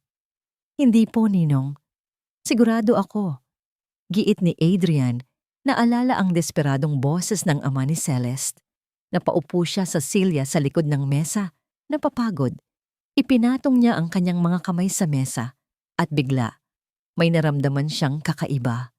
Isang bahagi ng mesa, sa ilalim, ay hindi pantay. May maliit na uka. Sinilip niya ito. Isang maliit na switch. Pinindot niya ito. Isang mahinang tunog ng mekanismo ang narinig nila. Isang bahagi ng bookshelf sa kanilang likuran ang dahan-dahang umusog. Nagbubunyag ng isang nakatagong vault. Nagkatinginan sila ni Mang Lando. Ito na yon. Sinubukan nilang buksan, Ngunit kailangan ng kombinasyon. Ano kaya ang numero? Nag-isip si Adrian. Ano ang importante sa ama ni Celeste? Ang pamilya niya. Subukan niyo po ang birthday ni Ma'am Celeste. Sabi niya. Sinubukan ni Mang Lando. Ang vault ay hindi bumukas. Ang wedding anniversary nila ng mama niya, sinubukan ulit. Wala pa rin. Napatingin si Adrian sa isang picture frame sa ibabaw ng mesa. Isang litrato ng isang masayang pamilya. Si Mr. at Mrs. Reyes at isang batang Celeste na nakasakay sa balikat ng kanyang ama. Sa ilalim ng litrato, may nakaukit na petsa. Ang petsa kung kailan itinatag ang Reyes Corporation. Ang legacy ng pamilya. Ninong, subukan niyo po yung petsang yun. Itinipan ni Mang Lando ang mga numero. Isang malakas na click ang narinig nila. Bumukas ang vault. Sa loob, hindi pera o alahas ang laman. Isang simpleng itim na kahon. Binuksan ito ni Adrian. Ang kahon ay puno ng mga dokumento, mga bank statement na nagpapakita ng malalaking halaga na inililipat mula sa kumpanya papunta sa isang secret offshore account sa ilalim ng pangalan ni Elena. Mga kopya ng orihinal na huling habilin ng ama ni Celeste kung saan malinaw na nakasaad na si Celeste ang nag-iisang tagapagmana at si Tita Elena ay walang anumang parte. At ang pinakamatindi sa lahat, isang maliit na sobre. Sa loob nito ay isang litrato. Isang lumang litrato ni na Tita Elena at ng ama ni Julian magkayakap ng mahigpit. Sa likod nito, may sulat kamay. Ang sikreto natin, mahal ko. Ngunit may isa pang bagay sa ilalim ng kahon. Isang bagay na hindi inaasahan ni Adrian. Isang litrato niya noong bata pa siya, kasama ang kanyang ama. At ang ama ni Celeste. Silang tatlo ay masayang nakangiti. Patunay ito na hindi lang sila basta empleyado at amo. Sila ay magkakaibigan, pamilya. Habang tinitingnan ni Adrian ang mga dokumento, biglang tumunog ang telepono ni Mang Lando. Hello? Oh Ben, napatawag ka? Sabi ni Mang Lando. Si Ben ay isa sa mga security guard sa mansyon na kaibigan niya. Anong? Sigurado ka? Sige. Salamat. Ibinaling niya ang tingin kay Adrian. Ang muka ay puno ng pag-aalala. Adrian, kailangan na nating umalis. Ngayon din? Sabi niya. Nanginginig ang boses. May isang itim na sasakyan na umalis sa mansyon 10 minuto na ang nakakaraan. Papunta raw dito. Ang balita ay parang isang putok ng baril sa tahimik na silid. Paparating na sila. Kailangan na nating umalis. Ulit ni Mang Lando, ang boses ay nanginginig sa takot. Mabilis na kumilos si Adrian. Kinuha niya ang pinakaimportanteng mga dokumento, ang bank statements at ang orihinal na huling habilin, at mabilis na isinilid sa loob ng kanyang polo shirt, sa ilalim ng kanyang jacket. Ang kahon ay ibinalik niya sa vault, at ang vault ay muli niyang isinara. Ang bookshelf ay bumalik sa dati nitong pwesto. Halika na po, Ninong. Tumakbo sila palabas ng sanktuaryo, tinahak ang madilim na hardin pabalik sa sikretong pinto. Bawat kaluskos ng mga dahon, bawat huni ng kuliglig ay parang isang babala. Ang buwan ay nagtatago sa likod ng makakapal na ulap na tila nakikiayon sa kanilang pagtakas. Nang malapit na sila sa gate, natanaw nila ang liwanag ng 2 paparating na headlight. Ang itim na sasakyan. Doon tayo sa kabilang direksyon, iho. Sa may kakahuyan. Sigaw ni Mang Lando. Naghiwalay sila ng daan. Si Mang Lando ay tumakbo patungo sa kanyang lumang motorsiklo na nakatago sa di kalayuan, habang si Adrian naman ay sumuong sa masukal na bahagi ng lote patungo sa lumang bakod na alam niyang may butas. Narinig niya ang paghinto ng sasakyan. Ang malalakas na pagbukas ng mga pinto. Mga boses ng lalaki. Hanapin niyo siya. Bawat sulok, halughugin. Hindi lumingon si Adrian. Patuloy lang siya sa pagtakbo. Ang mga sanga ng puno ay humahampas sa kanyang mukha. Ang mga tinik ay kumakapit sa kanyang damit. Ang kanyang puso ay dumadagundong, hindi lang sa pagod, kundi sa purong takot. Malapit na siya sa bakod nang biglang may humablot sa kanyang braso mula sa likuran. Isang malaking lalaki, nakasuot ng itim. Sinubukan ni Adrian na pumiglas, ngunit mas malakas ito. Sinuntok siya sa tiyan. Napaluhod si Adrian, hirap huminga. Nasaan ang mga dokumento? Tanong ng lalaki. Ang boses ay magaspang. Hindi sumagot si Adrian. Sinipa niya ang binti ng lalaki at muling sinubukang tumakbo. Ngunit may isa pang lalaking dumating. 2 laban sa isa. Sa mansyon, si Celeste ay hindi mapakali. Alam niyang nasa panganib si Adrian. Ang bawat minuto na lumilipas ay isang pagpapahirap. Nakatitig lang siya sa kanyang cellphone, naghihintay ng kahit anong senyales, ng kahit anong balita. Si Alexa ang nagbabantay sa kanya ngayong gabi. Nagbabasa ito ng libro, ngunit paminsan-minsan ay sumusulyap kay Celeste. Tila nararamdaman ang kanyang pagkabalisa. Hindi ka ba makatulog, Celeste? Tanong nito. Gusto mo ng pampatulog? Umiling si Celeste. Biglang tumunog ang telepono ni Alexa. Si Tita Elena. Hello, Tita. Opo. Ano po? Sige po, Tita. Makakarating. Ibinaling ni Alexa ang tingin kay Celeste. Isang kakaibang kislap ang nasa kanyang mga mata. Isang kislap ng tagumpay at kalupitan. Mukhang may family emergency nga ang therapist mo, sabi niya, puno ng panguuyam. Na-corner na siya. Ang dugo ni Celeste ay tila naging yelo. Samantala, sa Tagaytay, nagawa ni Adrian na makawala. Sa tulong ng kanyang kaalaman sa kapaligiran noong bata pa siya, naitulak niya ang isa sa mga lalaki papunta sa isang nakatagong putik at mabilis na tumakbo patungo sa butas ng bakod. Narinig niya ang sigaw nila sa likuran, pero hindi na siya naabutan. Nagtago siya sa isang malaking puno. Hinahabol ang kanyang hininga habang pinapanood ang mga anino ng mga lalaking naghahanap sa kanya. Hindi nila siya pinatay. Hindi rin nila siya masyadong sinaktan. Tila ang utos sa kanila ay kunin lang ang mga dokumento at takutin siya. Bakit? Dahil ayaw ni Tita Elena ng gulo? O dahil may iba pa siyang plano? Nang masiguro niyang ligtas na, dahan-dahan siyang gumapang palayo. Mag-aalas 3 na ng umaga nang makarating siya pabalik sa mansyon, gamit ang daan sa likod. Sugatan, putikan at pagod. Dahan-dahan niyang binuksan ang pinto ng kwarto ni Celeste. Gising pa ito. Naghihintay. Nang makita ni Celeste ang kanyang kalagayan, ang gasgas sa kanyang pisngi, ang punit sa kanyang damit, ang pasa sa gilid ng kanyang labi, isang bagay ang nabasag sa loob niya. Ang pader ng pagtitimpi na matagal niyang itinayo ay gumuho. Isang butil ng luha ang pumatak mula sa kanyang mga mata. Sunod-sunod. Hindi niya ito mapigilan. Umiiyak siya, hindi para sa sarili niya. Umiiyak siya para kay Adrian. Dahil sa kanya, nasasaktan ito. Dahil sa laban niya, nadadamay ito. Nilapitan siya ni Adrian. Kinuha niya ang isang panyo mula sa kanyang bulsa at marahang pinunasan ang mga luha ni Celeste. Okay lang ako, bulong niya. Inilabas niya ang mga lukot na dokumento mula sa kanyang damit. Nakuha ko. Panalo pa rin tayo. Sa kabila ng kanyang mga sugat, nakangiti ito. Isang nangiting matapang at puno ng pag-asa.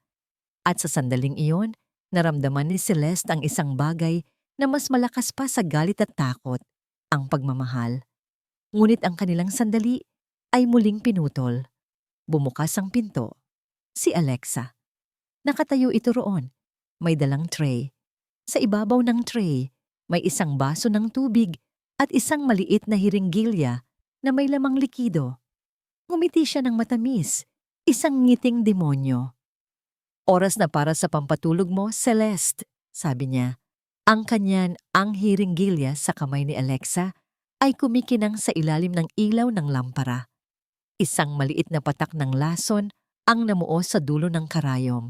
Ang ngiti ni Alexa ay hindi nagbabago, puno ng kasiyahan sa kapangyarihang hawak niya, ang kapangyarihang magbigay at bumawi ng buhay.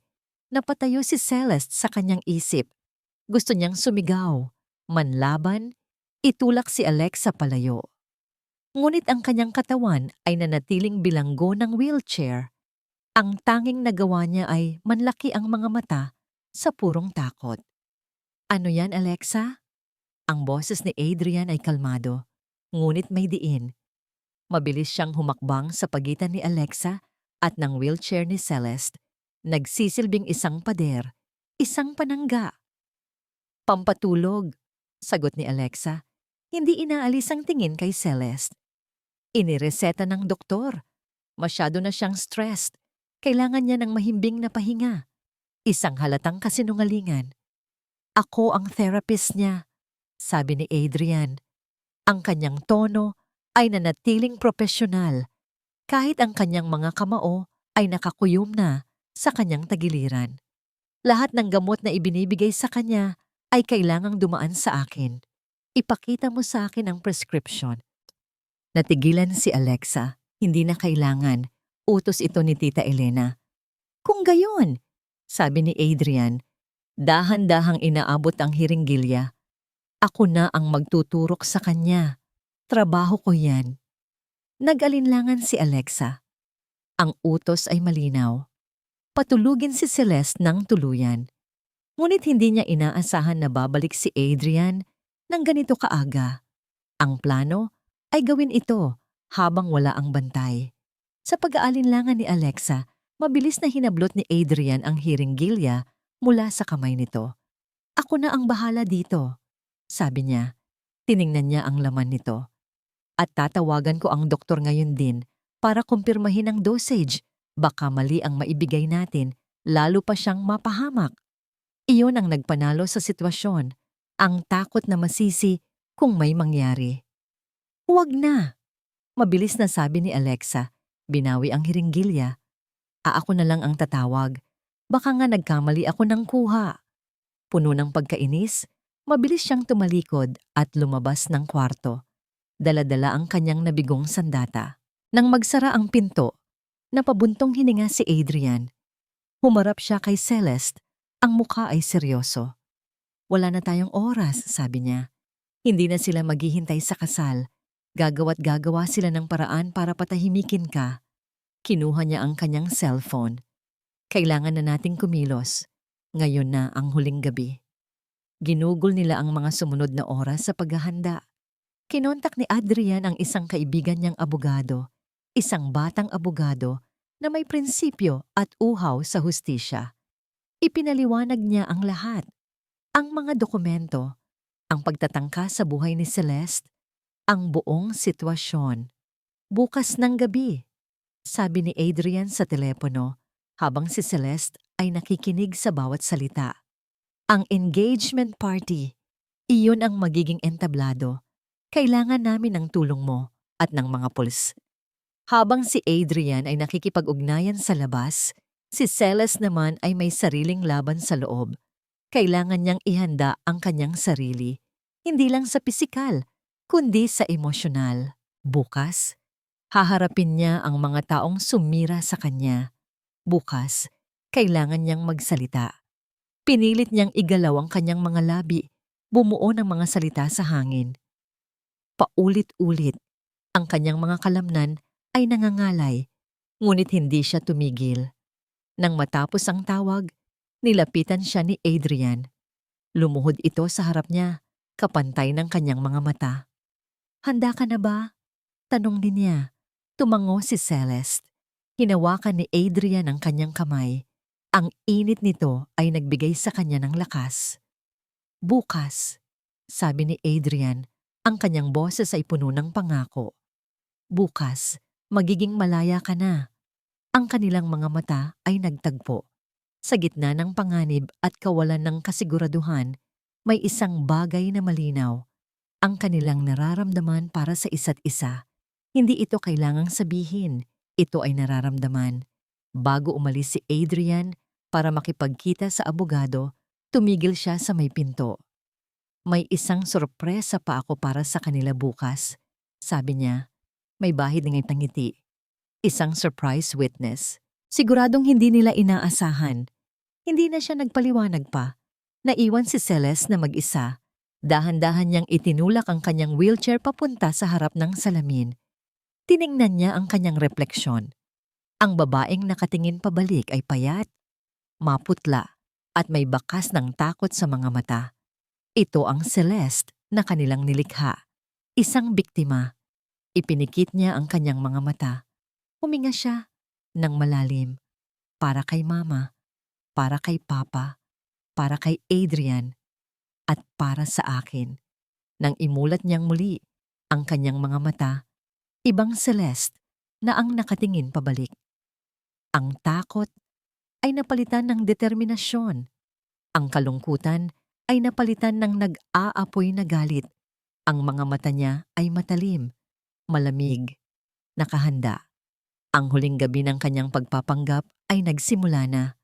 Bukas, ang manika ay magsasalita at ang buong mundo ay makikinig. Ang grand ballroom ng mansyon ay napuno ng mga bisita, mga maimpluwensyang tao sa lipunan, mga kasosyo sa negosyo, mga pekeng kaibigan. Ang lahat ay nakasuot ng kanilang pinakamagagarang damit, umiinom ng mamahaling champagne at nagpapalitan ng mga huwad na papuri. Ito ang perpektong entablado para sa isang perpektong kasinungalingan. Sa gitna ng lahat, naroon si Celeste, nakaupo sa kanyang wheelchair, nakasuot ng isang simpleng puting bestida. Mukha siyang isang anghel na napadpad sa pugad ng mga demonyo. Sa kanyang tabi, si Julian, nagpapanggap na isang mapagmahal na nobyo habang si Tita Elena at Alexa naman ay abala sa pag-aasikaso sa mga bisita. Ang kanilang mga mukha ay nagliliwanag sa tagumpay. Si Adrian ay naroon din, nakatayo sa isang sulok, nakabihis na parang isa sa mga staff. Ang kanyang mga mata ay hindi umaalis kay Celeste. Sa ilalim ng mesa, halos hindi magkadikit ang kanilang mga kamay. Bago magsimula ang lahat, nagawa niyang ipitin ang kamay ni Celeste. Isang maliit na pisil na nagsasabing, "Kasama mo ako." "Ladies and gentlemen," anunsyo ni Julian. Kinuha ang mikropono sa maliit na entablado. "Thank you for coming. Tonight is a very special night. Tonight we celebrate love. We celebrate new beginnings." Tumingin siya kay Celeste na may pekeng pagsamba sa kanyang mga mata. Sa kabila ng trahedyang pinagdaanan ng aking pinakamamahal na si Celeste, narito kami. Mas matatag, mas nagmamahalan, at bilang patunay ng aking walang hanggang pag-ibig at dedikasyon sa harap ninyong lahat. Lumuhod siya sa harap ni Celeste at kinuha ang isang maliit na kahon mula sa kanyang bulsa. Binuksan niya ito, nagbubunyag ng isang dambuhalang diamanteng sing-sing. "Celestina Reyes, sa harap ng Diyos at ng lahat ng naririto, Ma." Bigla, isang malakas na tunog. Ang lahat ng ilaw sa ballroom ay namatay.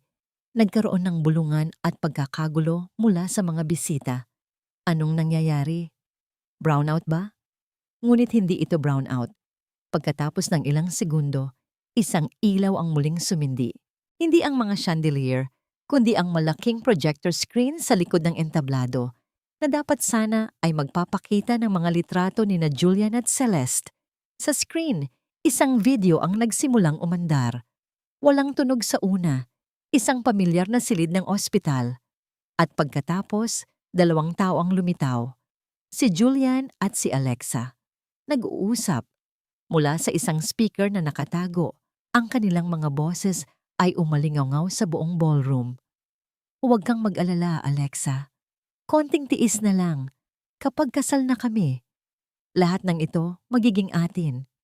Paano kung magising siya, Julian? Paano kung maalala niya ang lahat?" Isang malakas na hininga ng pagkabigla ang narinig mula sa mga bisita. Ang mukha ni Julian ay namutla. Si Alexa ay natigilan. Ang hawak na kopita ay nabitawan at nabasag sa sahig. Si Tita Elena, sa unang pagkakataon, ay nagpakita ng gulat sa kanyang mukha. Ang video ay nagpatuloy. Hindi siya magigising, sabi ng boses ni Julian sa video. Sinigurado ng doktor na magkakaroon siya ng amnesia o kung hindi man, a vegetable. Ang bawat salita ay parang isang suntok sa sikmura ng mga manonood. Ang bulungan ay naging mga hayagang usapan ng pagkasuklam. Anong kalokohan ito? Sigaw ni Julian. Tumayo at itinuro ang screen. This is fake! Gawa-gawa lang ito. Sinisiraan kami. Patayin niyo yan. Patayin niyo ang projector. Utos ni Tita Elena sa mga staff. Ngunit bago pa man may makakilos, ang video ay biglang huminto. Ang screen ay naging itim. At pagkatapos, isang spotlight ang bumukas, nakatutok sa gitna ng entablado, nakatutok sa wheelchair ni Celeste. Ang buong ballroom ay natahimik. Lahat ay naghihintay. Sa gitna ng katahimikang iyon, isang boses ang narinig. Hindi mula sa mga speaker, isang boses na mahina, medyo nanginginig, ngunit malinaw. Hindi iyan gawa-gawa lang. Ang lahat ng ulo ay lumingon. Ang mga mata ng lahat ng tao ay nanlaki sa hindi makapaniwalang pagkamangha. Dahan-dahan, nanginginig, ngunit may determinasyon. Si Celestina Reyes ay tumatayo mula sa kanyang wheelchair. Tinulak niya ang sarili. Ang kanyang mga braso ay nanginginig sa bigat ng kanyang katawan. Ngunit tumayo siya. Isang paa, pagkatapos ang isa. Humawak siya sa likod ng upuan para sa suporta. Ang kanyang mga binti ay mahina pa. Ngunit nakatayo siya. Ang anghel ay bumangon na. Ang katahimikan ay nabasag ng mga bulalas ng pagkabigla. Si Julian ay napaatras na para bang nakakita ng multo. Si Alexa ay napahawak sa kanyang bibig. Ang kanyang mga mata ay puno ng purong takot. Si Celeste ay huminga ng malalim. Tumingin siya ng diretso sa mga mata ni Julian, ang lalaking minahal niya, ang lalaking sumira sa kanya. At pagkatapos, sa harap ng lahat, nagsalita siyang muli. Ang kanyang boses ngayon ay mas malakas, mas matatag. Lahat ng narinig ninyo ay totoo. Ang pagtayo ni Celeste ay parang isang kidlat na gumuhit sa kalangitan ng ballroom. Ang lahat ay natigilan. Ang kanilang mga hininga ay tila ninakaw. Ang babaeng akala ng lahat ay isang halaman ay nakatayo na ngayon. Isang buhay na testamento ng kasinungalingan. Celeste, paano? Bulong ni Julian. Ang kanyang mukha ay isang maskara ng pagkagulat at hindi paniniwala. Ang sabi ng mga doktor. Maraming bagay ang hindi sinasabi ng mga doktor, Julian. Sagot ni Celeste. Ang kanyang boses ay malamig at matalim. Binitawan niya ang wheelchair at humakbang pasulong. Isang maliit, nanginginig na hakbang. Ngunit para sa lahat, ito ay kasing lakas ng isang lindol. Halimbawa, hindi nila sinasabi na ang pagkawala ng preno ng aking sasakyan ay hindi isang aksidente. Iyon ay isang pagtatangka sa aking buhay. Isang malakas na bulungan ang kumalat sa mga bisita. At ang babaeng itinuring kong kapatid. Nagpatuloy si Celeste. Ang kanyang mga mata ngayon ay nakatuon kay Alexa na parang yelo. Ang siyang tumulong sa planong yon. Kapalit ng ano, Alexa? Kapalit ng mga alahas? Ng buhay na hindi mo kayang makuha sa sarili mong pagsisikap? Napaatras si Alexa umiiling-iling. Hindi totoo yan. Huwag kang magsinungaling. Sigaw ni Celeste. Ang kanyang boses ay biglang lumakas, puno ng sakit at galit na matagal niyang kinimkim. Narinig ko ang lahat, bawat plano, bawat pagtawa habang akala niyo ay mahimbing akong natutulog, bawat salita ng pagtataksil. Sa sandaling iyon, ang mga ilaw ng ballroom ay muling sumindi. At sa may pangunahing pinto, pumasok ang abogado ni Adrian, kasama ang dalawang unipormadong pulis. Sa likod nila, isang pamilyar na mukha, si Mang Lando, ang surprise witness. Anong ibig sabihin nito? Sigaw ni Tita Elena. Sinusubukang bawiin ang kontrol sa sitwasyon. Sino kayo? Security! Ilabas niyo sila! Hindi po pwede, ma'am. Sabi ng abogado, itinaas ang isang folder. May dala po kaming sapat na ebidensya. Lumakad siya palapit sa entablado. Ayon sa mga dokumentong ito, na nakuha mula sa personal na vault ni Don Ricardo Reyes, si Mrs. Elena Sandoval ay may mga secret offshore accounts kung saan niya inililipat ang pera ng Reyes Corporation sa loob ng 10 taon. Ang mukha ni Tita Elena ay nawalan ng kulay. At ayon naman sa testimonya ni Mr. Orlando Lando Gomez, nagpatuloy ang abogado, itinuro si Mang Lando. Nakita niya si Mrs. Sandoval malapit sa sasakyan ng mag-asawang Reyes ilang oras bago ang kanilang aksidente. May daladalang kung anong gamit. Kasinungalingan, sigaw ni Tita Elena. Saksi ng isang hamak na hardinero? Walang maniniwala dyan. Kung gayon, baka maniwala kayo dito, sabi ni Adrian, lumabas mula sa anino. Hawak niya ang isang cellphone, nakaplay sa isang voice recording. Ang boses ng ama ni Celeste, ang muling umalingaw-ngaw. Huwag kang magtitiwala sa pamilya ni Julian, lalo na, Elena Nen. Iyon na ang huling pako sa kanilang kabaong. Nilapitan ng mga pulis si Tita Elena. Ma'am, kailangan niyo po naming isama sa presinto for questioning. Hindi niyo ako pwedeng galawin. Hindi niyo ako kilala. Nagpupumigla si Tita Elena. Ang kanyang pagiging sopistikada ay naglaho, napalitan ng itsura ng isang hayop na na-corner.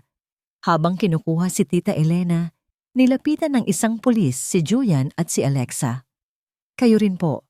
Kasama po kayo sa investigasyon para sa attempted murder ni Miss Celestina Reyes. Hindi! Mahal kita, Celeste! Maniwala ka sa akin. Pagmamakaawa ni Julian. Ngunit hindi na nakinig si Celeste.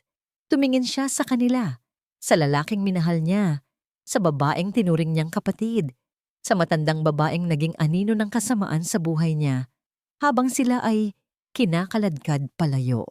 Walang awa, walang pag-ibig. Tanging isang malamig na pakiramdam ng katarungan. Nang mawala na sila, ang ballroom ay napuno ng katahimikan.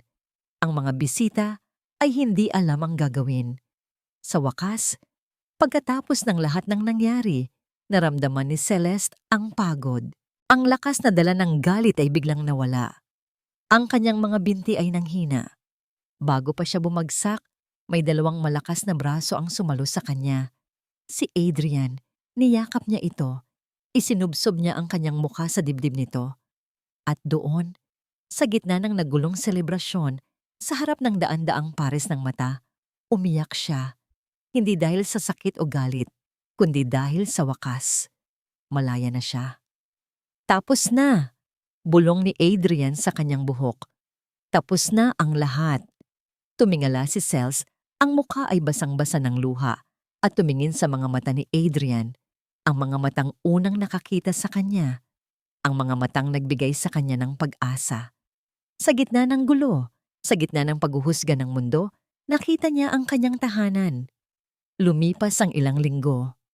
Ang iskandalo sa engagement party ng mga Reyes ay naging laman ng bawat balita at usapan sa social media. Ngunit tulad ng lahat ng bagay, unti-unti rin itong humupa. Napalitan ng mga bagong issue, mga bagong chismis. Para kay Celeste, ang katahimikan na pumalit sa bagyo ay isang biyaya. Ang mansyon, na dating isang kulungang puno ng takot, ay dahan-dahang nagbabalik sa pagiging isang tahanan. Pinalitan niya ang lahat ng kasambahay na tauhan ni Tita Elena. Ang mga mabibigat at madidilim na kurtina ay pinalitan niya ng mga magagaan na tela na hinahayaang pumasok ang sikat ng araw. Ang bawat sulok ay nilinis, hindi lang mula sa alikabok, kundi mula sa masasamang alaala. Ang kanyang paggaling ay mabilis. Sa tulong pa rin ni Adrian, na ngayon ay hindi na lang niya therapist, ang kanyang mga hakbang ay naging mas matatag. Ang kanyang boses ay bumalik na sa dati nitong sigla. Ang babaeng nakatingin sa kanya sa salamin ay hindi na isang biktima. Isa na siyang survivor. Isang umaga, naabutan siya ni Adrian sa kusina. Siya mismo ang nagtitimpla ng kape, isang simpleng gawain na hindi niya kayang gawin ilang buwan lang ang nakalipas. Aba, mukhang may bago na tayong barista, biro ni Adrian, sumandal sa hamba ng pinto. Ngumiti si Celeste, isang tunay na ngiti na umabot sa kanyang mga mata. Gusto mo? Ako ang nag-brew niyan. Specialty of the house. Sige ba? Sabi ni Adrian. Inabutan siya ni Celeste ng isang tasa. Salamat, sabi niya. Sa lahat. Wala yun, sagot ni Adrian. Humigop sa kape. Masarap. Pwede ka nang magtayo ng coffee shop. Nagtawanan sila. Isang simple at natural na tawanan. Pagkatapos ng lahat ng kanilang pinagdaanan, ang mga sandaling tulad nito ay parang isang kayamanan. Umupo sila sa may breakfast nook, nakatanaw sa hardin. Ang sampagwita na itinanim doon ay namumulaklak ng lebad. Nabisita mo na ba sila? Tanong ni Celeste. Ang boses ay naging seryoso. Alam ni Adrian kung sino ang tinutukoy niya. Tumango ito. Noong isang araw, dinalhan ko ng pagkain si Ninong Lando. Nasa probinsya na siya, masaya at payapa. Ako naman, dumaan ako sa kulungan. Hindi umimik si Celeste. Hinintay niya itong magpatuloy. Si Julian, parang wala pa rin sa sarili. Paulit-ulit na sinasabi ang pangalan mo, sabi ni Adrian. Si Tita Elena, matigas pa rin. Walang pagsisisi, ngunit si Alexa, huminto siya sandali. Sumulat siya. May inilabas si Adrian na isang nakaatuping sulat mula sa kanyang bulsa at iniabot ito kay Celeste. Ipinabibigay niya sa'yo. Tinitigan ni Celeste ang sulat. Ang pangalan niya ay nakasulat sa pamilyar na sulat kamay ni Alexa. Ang kamay na dati sumusulat ng mga masasayang notes para sa kanya. Ang kamay na muntik nang kumitil sa buhay niya. Hindi niya ito binuksan. Itinabi niya ito sa mesa. Saka ko nababasahin, sabi niya. O baka hindi na. Tumango si Adrian. Nirerespeto ang kanyang desisyon. Katahimikan.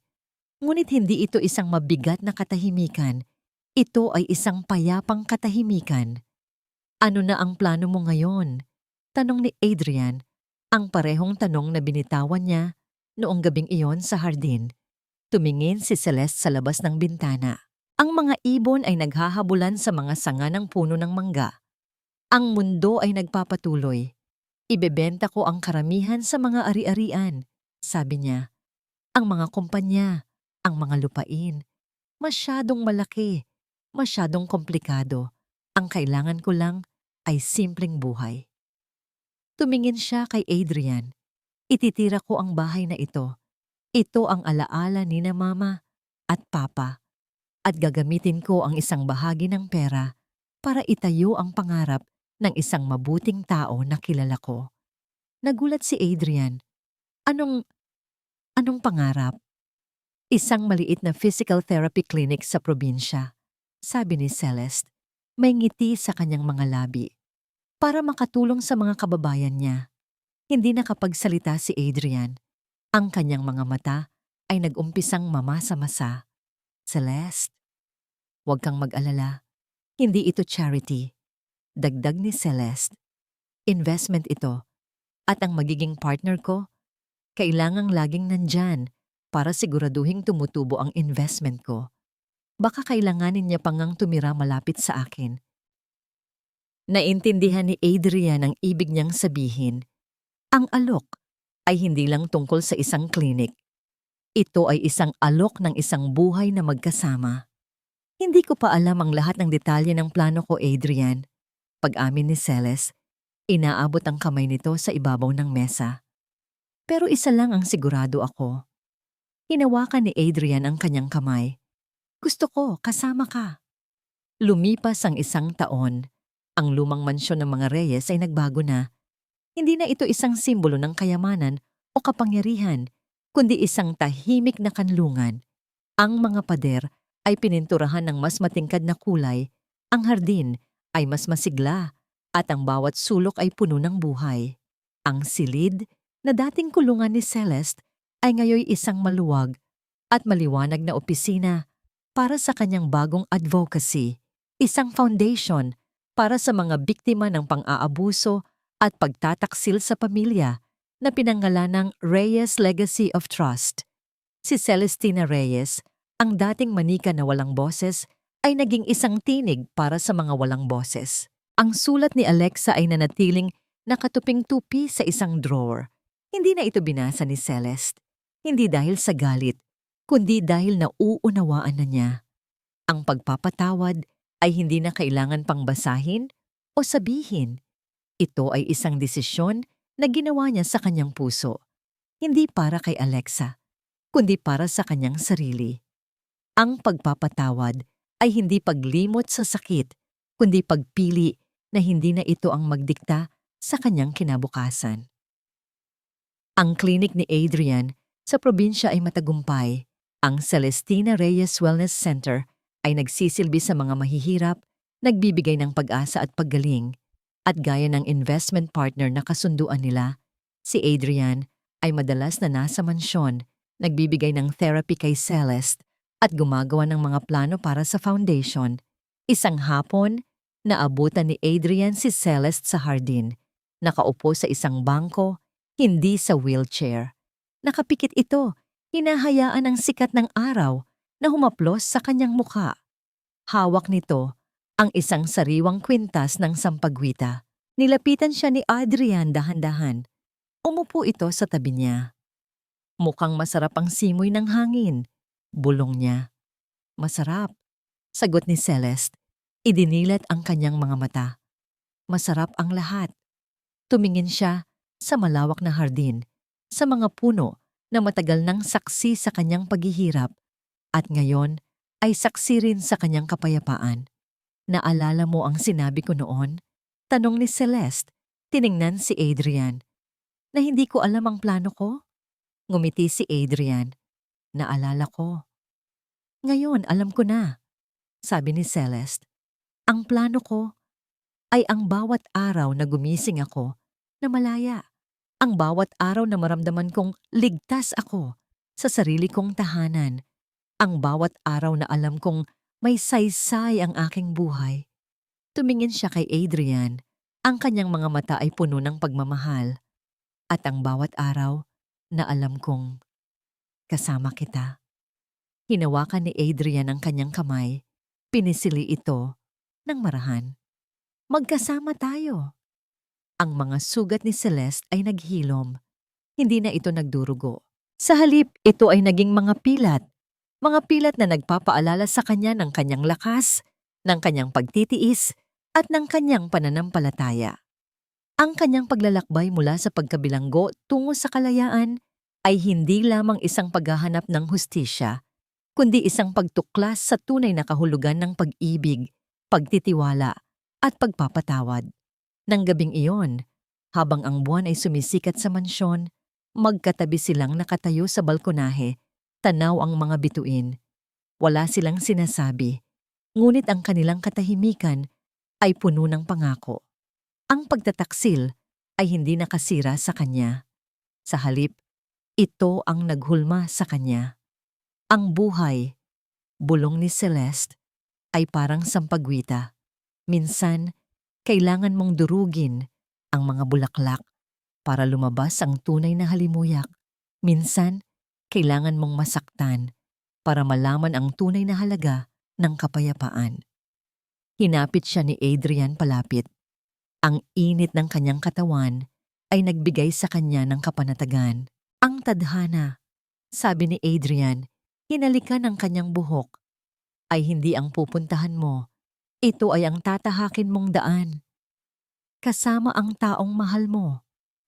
Ang kirot ng kahapon ay nanatiling isang bahagi ng kanyang pagkatao, ngunit ngayon, ito ay nababalutan na ng pag-asa.